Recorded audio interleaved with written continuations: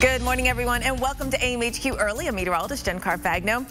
Man, this lake effect yesterday was a huge deal, but the Arctic front itself was a big deal. No shortage of pictures from Washington, D.C. from the first snowflakes of the season. I know, very exciting for all of you. I'll let you know how much that added up and what you're going to see today. So let's take a look at some of the that we have right now. Chicago, here's how it plays out, though. We get real cold over the weekend again, going back to single digits for highs by Sunday.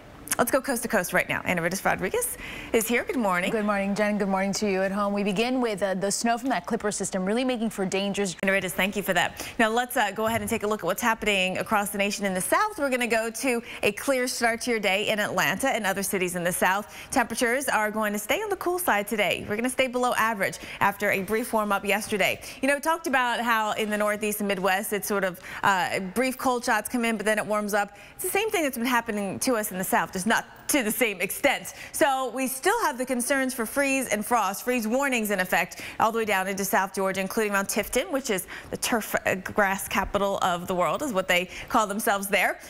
We are looking at, again, a frosty morning in parts of the south. But temperatures today are not as bad this morning as they were the last two mornings. You're 33 right now in Atlanta, 31 in Raleigh, 37 in Jacksonville. Warming up today less than yesterday, just a smidge below average, though. And then actually we're going to start a warming trend after that. So we're going to 60 in Jacksonville, 65 in Tampa, 49 degrees in Atlanta. We'll be in the mid-40s around the Nashville area. But look at this trend. So today we spend a couple of hours below average there, but then we go back up to above average, nearly 60 tomorrow, and then Friday and Saturday stay in the 50s. Next cold shot comes in over the weekend, at the end of the weekend.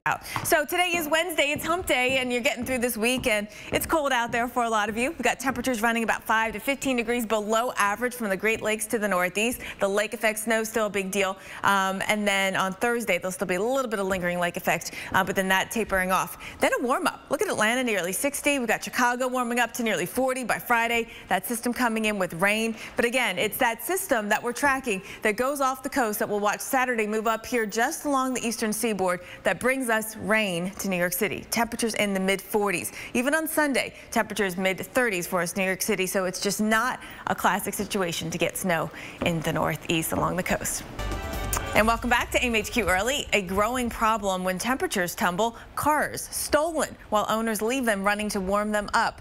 As WTHR-TV's Steve Jefferson shows us from Indianapolis, it can happen in the blink of an eye. And it must be so frustrating. I mean, the biggest bummer of them all, right? Yeah, and to watch it happen. So what did you do when you lived in Providence, warming up your car? We left it outside and just warmed it up, and we didn't think anything of it. I think this is something that's new and happening in recent months, but this is going to be the type of morning in Cleveland. Cold out there, yeah. Where you're going to be warming up your car, so definitely a word of warning. Stay in it while you're warming it up. We take a live look at a city cam here in Cleveland and Dunkirk, New York. If you're traveling 90 today, we've got the snow showers. Yes, in between these two spots and including around Dunkirk today. So Cleveland, 12 degrees east of town right now. We got some snow coming on down. And Dunkirk, 19. Snow on the ground, as you can see, and there's more to come for you there. So this is the Cleveland area on 90 and on the Turnpike here east of town. It's the Lake Belt areas up towards Ashtabula. A little bit of elevation rise here as well, and that will help enhance some of the snowfall. Friend, up here 11 inches of snow from that. Wow. So are we going to see the same type of conditions that we did yesterday with, you know, the visibility dropping? Yes.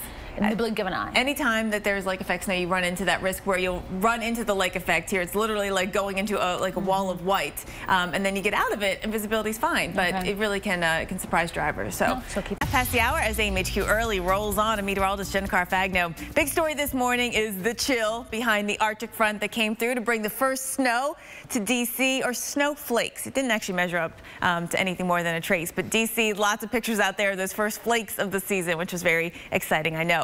We have a whole lot more of those flakes around the Great Lakes.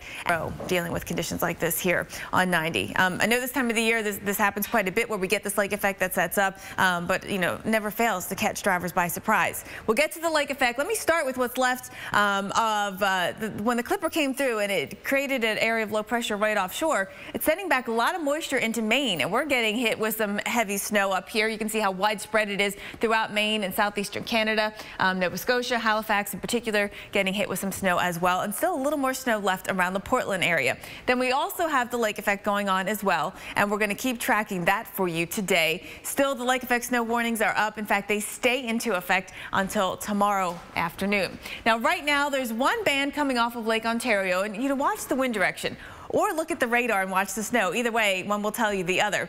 You can see we have that over towards the Syracuse area. Then we're watching over Lake Erie. It's not your sort of classic long fetch where you get the wind that goes over the entire stretch of Lake Erie. So there's going to be multiple bands setting up, and they won't be quite as long lasting and probably not quite as prolific with the snowfall producing. Still east of Cleveland right now, it's busy. East of Lake Michigan right here around the South Haven area, Benton Harbor, Kalamazoo, all getting some light snow, some lake effect snow. And then we're going to watch that today. Now, watch through today how we'll see the radar very active. And then overnight tonight and tomorrow, we'll start to see things